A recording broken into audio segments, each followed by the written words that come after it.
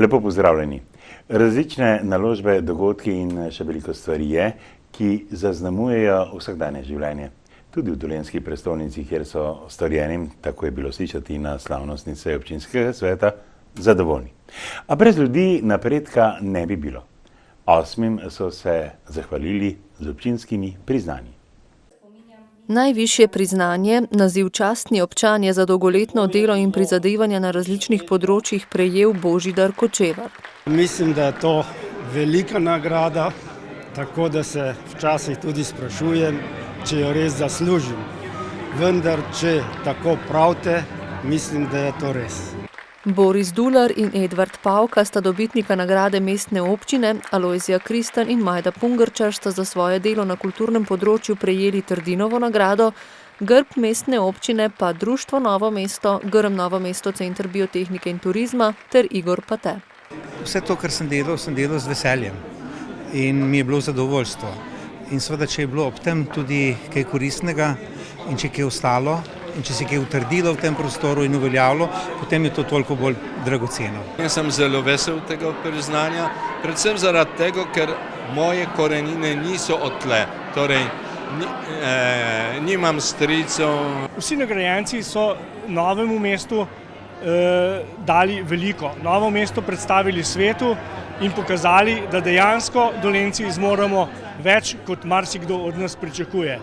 Med številnimi naložbami, ki jih je v slavnostnem nagovoru izpostavila podžupanja, sta izstopali predvsem se pravi centralna čistilna naprava, ki je sofinancirana iz Evropskega kohezijskega sklada in je dejansko ena od najmodernejših in največjih celo v jugovzhodni Evropi, pa tudi hidravlične izboljšave na Kandijski cesti.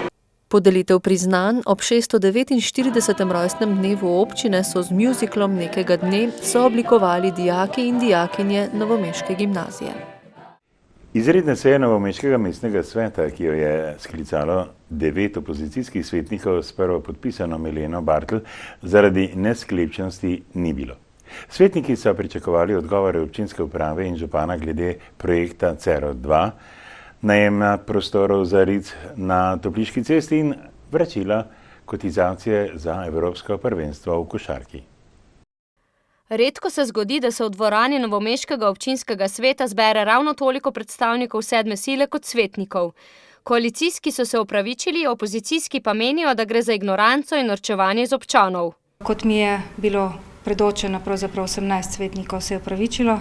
Torej, moram pa reči, da je sreča ta, da pravzaprav nismo zamudili nič, kajti te točke so uvrščene na naslednjo sejo že naslednji teden.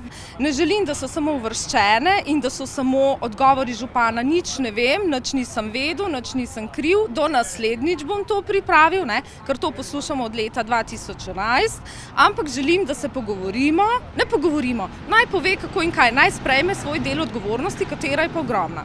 Predlagatelji so želeli pojasnila glede CERO 2, saj je izvajalska pogodba za 25 milijonov že podpisana, da ta finančna konstrukcija projekta predvideva več kot 50% sofinanciranje iz evropskih skladov in državnega proračuna in da v tem trenutku ta sofinancerska pogodba še vedno ni podpisana. Če sofinanciranja ne bo in pade polna obveznost na občino, to pomeni njen finančni zlom v poslovanju, dodaja.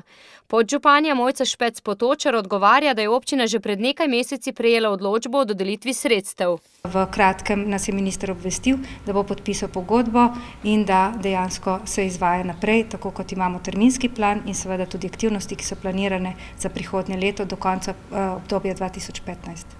Špec Potočarjeva pravi, da so takšen odgovor ministrstva prejeli minuli petek, pisno pa ta ponedeljek. Na ministrstvu pa odgovarjajo, da pri izvajanju kohezijske politike ni izrecno določeno, do kdaj mora biti pogodba o sofinanciranju podpisana. Ključni datum je 31. december 2015, ko se konča obdobje upravičenosti izdatkov, dodajajo. Predsednica vlade je sama osebno zagotovila, da sredstva so v proračunu in tudi državna kohezijska in evropska kohezijska zagotovljena za vse projekte, ki imajo že odločbe. Zato podžupanja pričakuje podpis pogodbe v prihodnjih tednih. Prebivalci 5 vasi v okolici mostu v Mršeči vasi, ki je od februarja zaprt za ves promet, si bodo lahko kmalu oddahnili. Do 15. junija naj bi namreč občina zagotovila nadomestni most, ki bo zagotavljal prehod čez Krko med gradnjo novega betonskega mostu.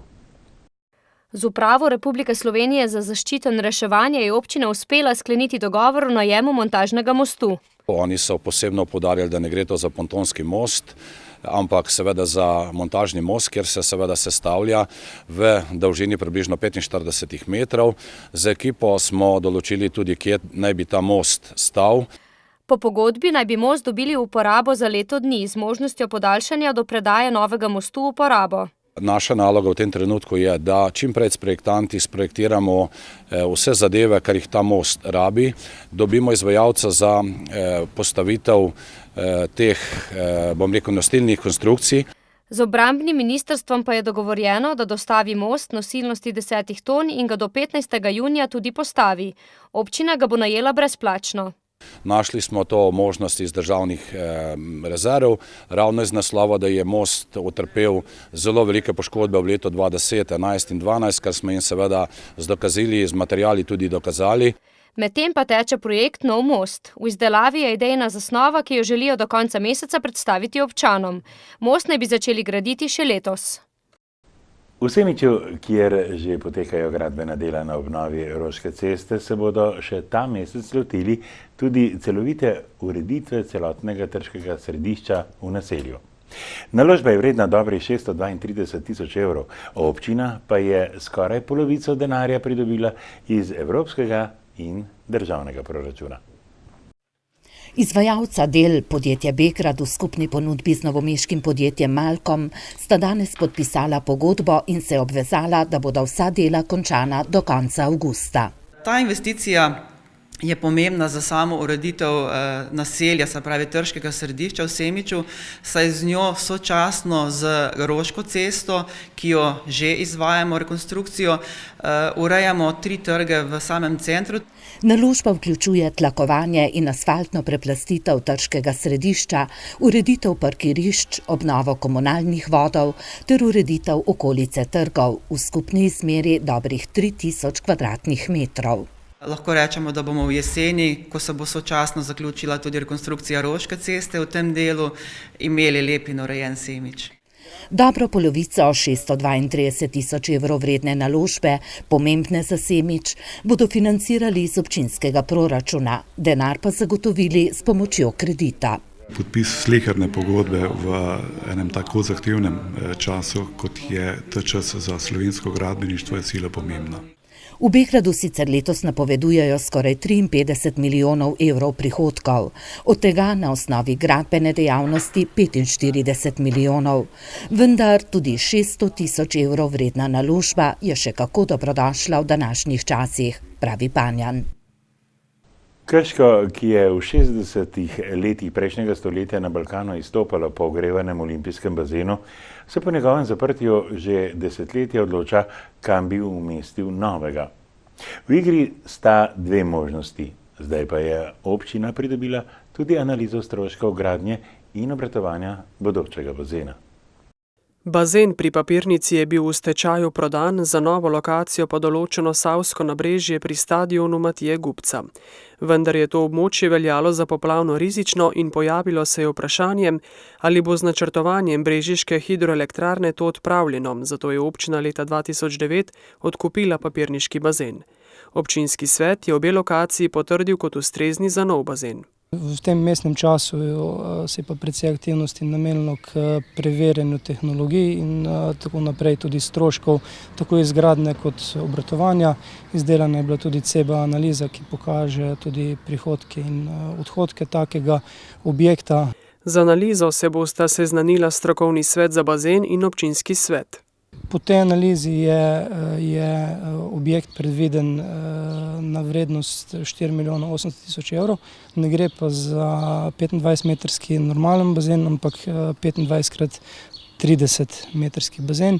Ocenjeni stroški obratovanja letnega znašajo pa 315 tisoč evrov.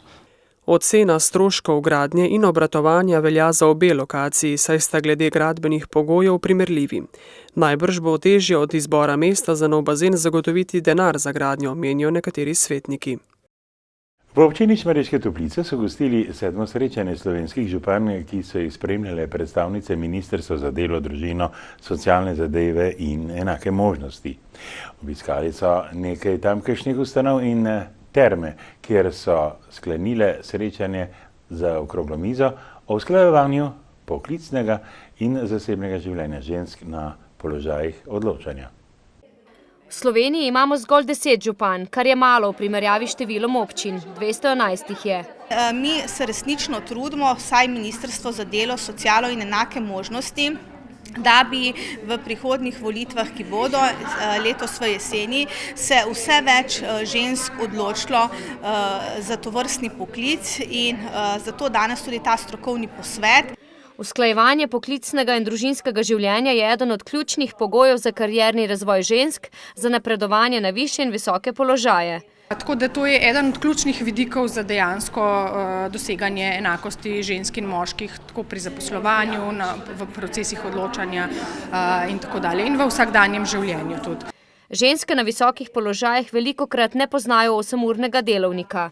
V prvi vrsti je odvisno od tega dejansko, kako si ženske to uredijo, same, ampak to ni problem žensk, to je problem družin, to je problem partnerskih odnosov.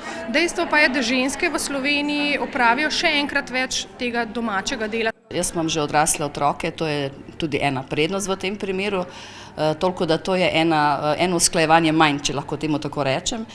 Je pa drugo, seveda imam moža in moram reči, da se usklajujeva in v njemu imam veliko podporo, ker če te ne bi imela, težko bi bila županja. Poslovne ženske so v neenakem položaju, meni črnomaljska županja, saj se jim morajo najbližje vse skozi prilagajati. Sindikat energetike vlado opozarja, da naj ne razmišlja o prodaji tega gospodarskega sektorja. Iniciativa Novo mesto pa prihodnost mesta z okolico namenja razvojno in bivalno prijaznemu okolju. Takoj, ko se vrnemo.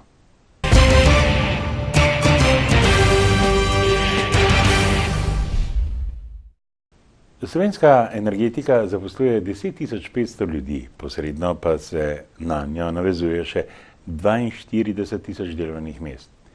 Čisti dobiček energetike predstavlja 12% vsega dobička v gospodarstvu. Zakaj bi vlada prodala kokoš, ki nese zlata jajca? Se sprašujejo v panožnem sindikatu, ki je v Krškem o tej temi pripravil okroglo mizo. Energetika postavlja okvir za konkurenčnost in s tem socialni standard države. Panoga je imela predlani 320 milijonov evrov čistega dobička.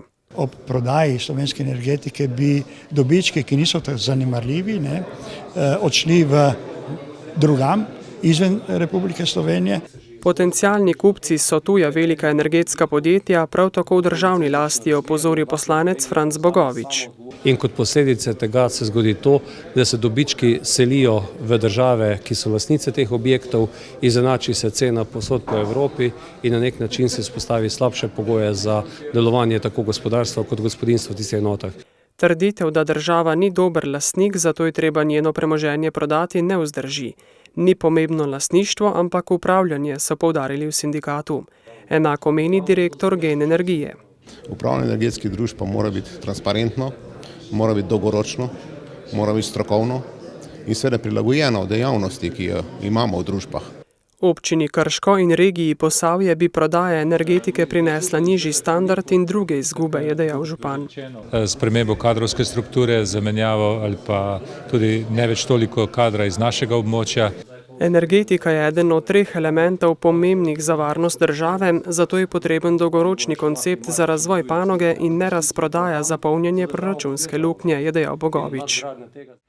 V Novem mestu in okolici bi morali oblikovati bivalno okolje, ki bi ponujalo privlačen javni prostor in tako predstavljalo eno najbolj zaželenih mest za bivanje v državi, so dejali na okrogli mizi javne iniciative Novo mesto 2020.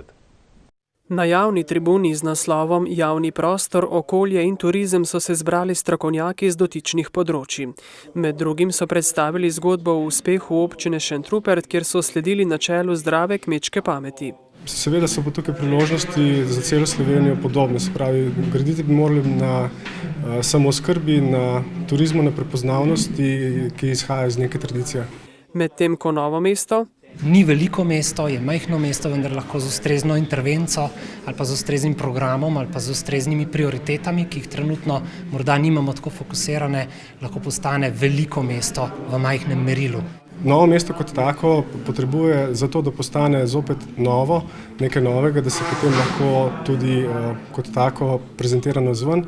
In to novo je lahko neka arhitektura, rešitev, neka nova arhitektura, ki bi lahko Novo mesto zopet postavila na to os Novo mesto Ljubljana Zagreb. V okolje bi morali vključevati naravne danosti Gorjancev in reke Krke ter njenih bregov, kulturne dediščine, vinarstva in kulinarike. Trenutno me morda moti, da vendarle neka ponudba, ki jo Dolenjska regija nudi, še zmeraj je nekako, bomo rekli, stereotipna, neprava, nima neke celovite ponudbe. Tako bo Novo mesto postalo bolj privlačno tudi za turiste, so prepričani. Malčki iz vrtca Mavrica Trebnje so se lotili prav posebnega projekta. Kljub temu, da štejejo komaj nekaj let, so razpravljali o nalogah komunale in se odločili, da tudi sami nekaj prispevajo k lepši naravi. Rezultat je z njihovimi risbami okrašen tovornjak komunale Trebnje. Malčke iz skupine Delfinčki je pritegnil eden izmed komunalnih tovornjakov, ki ni bil poslikan, zato so se odločili, da ga popestrijo s svojimi risbami. Podali so več zamisli, povezanih s skrbjo za naravo. Ko pobiramo odpadke, ločujemo odpadke, pogašamo luči, varčujemo z vodo. Te ideje otrok smo strnili skupaj in nastala sta dve večji sliki. V obliki nalepk so jo nato nalepili na tovornjak za odvoz odpadkov. Tega tako zdaj krasita dve risbi. Ena predstavlja 3 zaboje koše za odpadke in pač odpadke, kako to otroci ločujejo. Ta druga risbica pa predstavlja Mavrico, ki je simbol vrtca Mavrica, in pa našo gosenico, ki je pa zaščitni znak oziroma maskota našega javnega podjetja Komunala Trebnje. Ena izmed teh risb bo postala tudi uraden ekožig Trebanjskega vrtca. Sicer pa so se malčki ob tem naučili, zakaj je treba ločevati odpadke. Zato, da narava ni umazana. In kaj pravzaprav ločujemo? Pločevinke, pa lupke, pa steklo, pa papir. Ob tej priložnosti so malčki pripravili še krajši program in dokumentarno razstavo, v prihodnje pa bodo vzgajali zelenjavo in zelišča, saj Delfinčki varujemo naravo! Pihalni orkester občine Šentjernej je lani deloval brez glavnega sponzorja, občine. Se po preteku 5-letne pogodbe o pokroviteljstvu aprila lani ni prišlo do podpisa nove pogodbe. To se je vendarle zgodilo in pod novim vodstvom orkestra.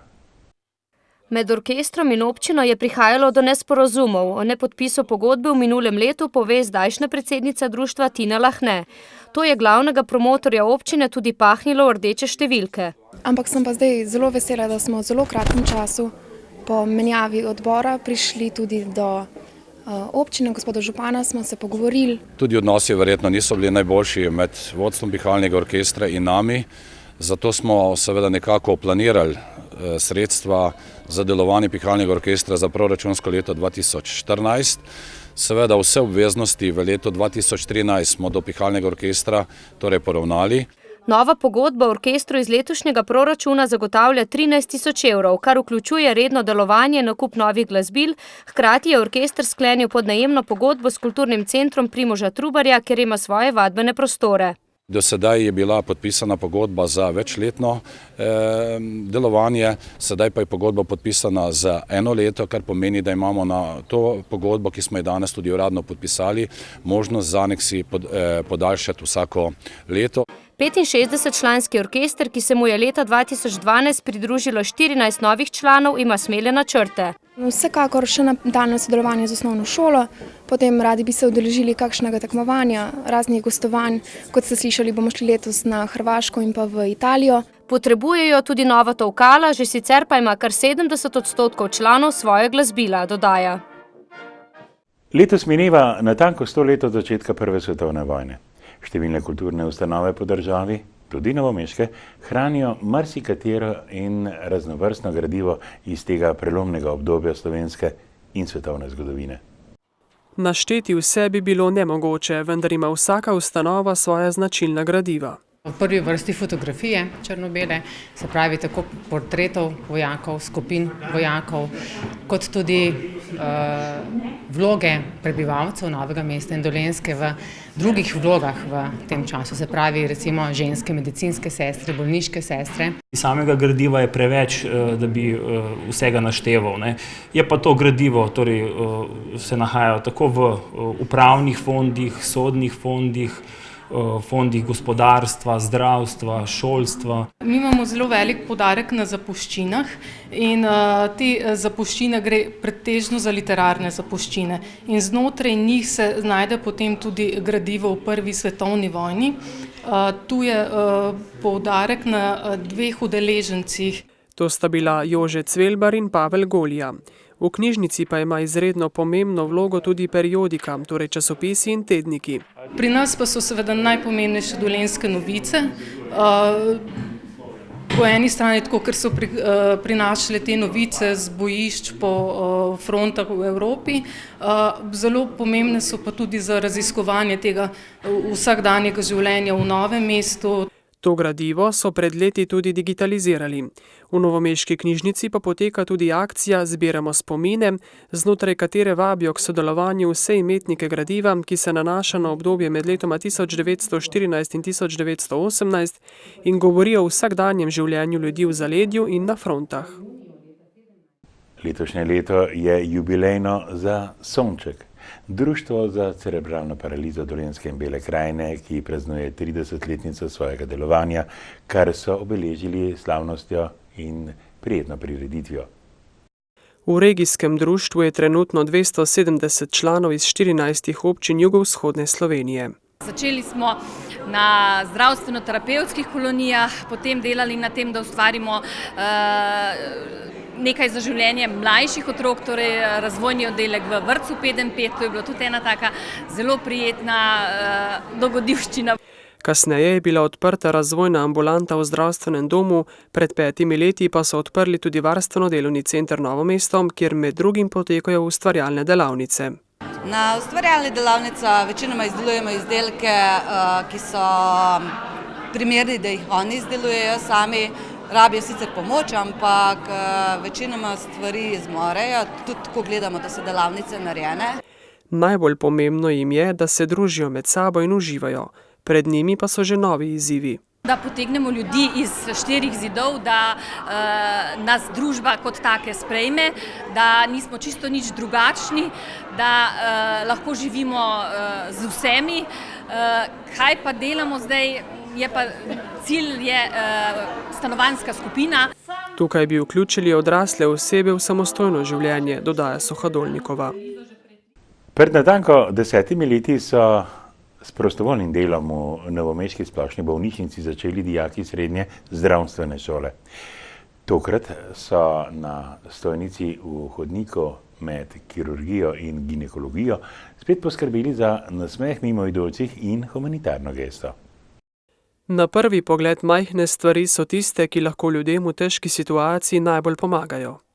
Se pogovarjamo in krajšamo čas, igramo tudi kakšno igrico z njimi, jih peljemo na sprehod, radi jim kaj novega povemo, jih kaj sprašujemo.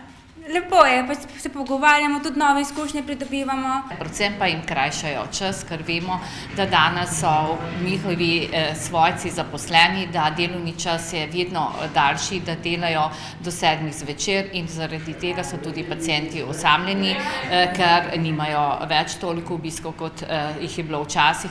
V 10 letih sta šola in bolnišnica na področju prostovoljnega dela izobrazili že prek 200 dijakov. To je res zgodba o uspehu, da je bil to zelo dober izbor, da smo izbrali dijake srednje zdravstvene in kemijske šole. Med šolo je velika povezanost, sodelovanje. Tokrat so obeležili 5. vseslovenski dan za spremembe s sloganom Ne prepuščajmo se toku, spreminjajmo skupaj.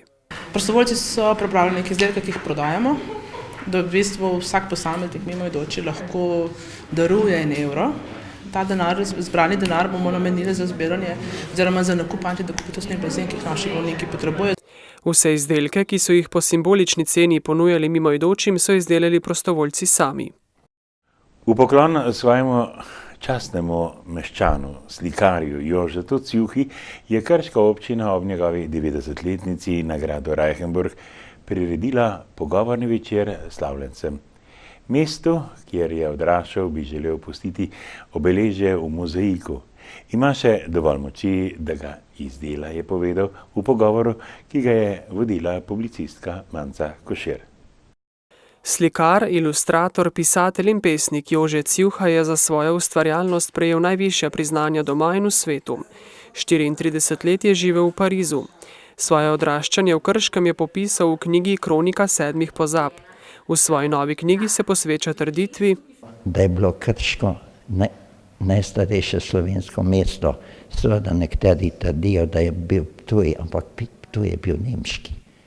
Bohorič, Dalmatin, Valvazor, kmečki punti, Vras v ilirskem gibanju so prelomno vplivali na zgodovino. Vendar v Krškem ni nobenega obeležja, ki bi to nekje poudarjalo oziroma govorilo tudi o tem. Cjuha ima idejo, da v mozaiku izdela takšno obeležje, stroške pa naj bi pokrila Gen energija, je svojo željo razkril na Reichenburškem gradu. Ta družba je sicer že kupila njegove slike, glede sponzorstva pa je najbolj usmerjena v tehnično kulturo in šport, je povedal direktor. Vkolikor družba oceni, da je to tisto, kar si želimo v tem prostoru, bo Gen energija tudi to podprla. Cjuha se je v zanimivem pogovoru dotaknil tudi trenutne slovenske politike. Nehati je treba s folkloro privoščljivosti, priložnost pa dati mladim, ki prinašajo nek nov duh in čas, meni Cjuha. 8. april je Svetovni dan Romov. V Novem mestu so ga obeležili s predstavitvijo njihove kulture, plesa, starih običajev in jo tako pobliže prikazali njihovim mlajšim rodovom. Osrednja gostja prireditve je bila varuhinja človekovih pravic Vlasta Nussdorfer, ki prejema pobude tako romskega kot večinskega prebivalstva. Romsko prebivalstvo sporoča, da nima osnovnih pogojev za preživetje, torej da ni vode, da ni elektrike povsod, da so bivalne razmere težke. Seveda se srečujemo tudi s primerom šolanja otrok. Želi tudi, da bi si Romi uredili bivališča, hkrati pa se zaveda, da je treba izpostaviti slabe primere in graditi na dobrih. Stanje v Novem mestu pa? Gre na boljše. Vsake toliko časa gre na boljše, ampak ni še čisto pa. Dosegla bi rada, da bi še več Romov sodelovalo in v društvu noter in starejši in mladi, da bi jih čim več pridobila na folklori in take stvari, da bi veliko nastopali. Zaživel pa je tudi nov projekt. Vesela sem, da smo dobili norveški projekt Eko-etno-romska moda, ki bomo imeli atelje z romskimi oblačili, tako da se bo takrat še več slišalo o nas. Z njim bomo pokazali, kaj Romi vse zmoremo, pravi tudi ja. S projektom so sicer začeli pred dobrim mesecem. Pomoč varovancem varstvenega delovnega centra, predavanja za otroke s posebnimi potrebami, pakiranje živilskih paketov in razvrščanje oblačil na Rdečem križu, pomoč pri spomladanskih opravilih. Vse to so v sklopu Krkinega tedna humanosti in prostovoljstva počeli prostovoljci ter s tem podarili del sebe. Otrokom v osnovni šoli Dragotina Keteja so pripravili predavanje o pikih žuželk in tako popestrili vsakdanji urnik. Za naše učence je to ena zelo lepa gesta. Za njih je to posebno doživetje. Podobno predavanje so poslušali tudi v varstveno-delovnem centru, kjer so varovanci skupaj s prostovoljci preživljali dopoldne in se ob tem zabavali. Še mečkano, še malo. Gre, še mečkano. Bravo! Tukaj smo prišli jim delati družbo, v bistvu jih sprejeti take, kot so in jim pokazati, da jih cenimo. Podobno kot v ponedeljek na Karitas so danes na pomoč priskočili tudi Rdečemu križu, kjer so razvrstili oblačila, ki so jih zbrali v podjetju. Prostovoljno delo mi pomeni prispevek, vsaj minimalni prispevek k pomoči tistim, ki pomoč potrebujejo, tako v obliki hrane, oblačil, kot to počnemo danes. Ker pa je v spomladanskem času treba veliko postoriti tudi okrog hiše, je nekaj prostovoljcev dan preživelo pri starejših doma. O vseh odločenih naše vlade, kako priti do denarja, se spomnim tistega ljudskega pregovora. Vzemi tam, kjer je in daj tam, nikjer ni. Potem kaže, da smo Slovenci še vedno polni denarja. Bodite pomladno.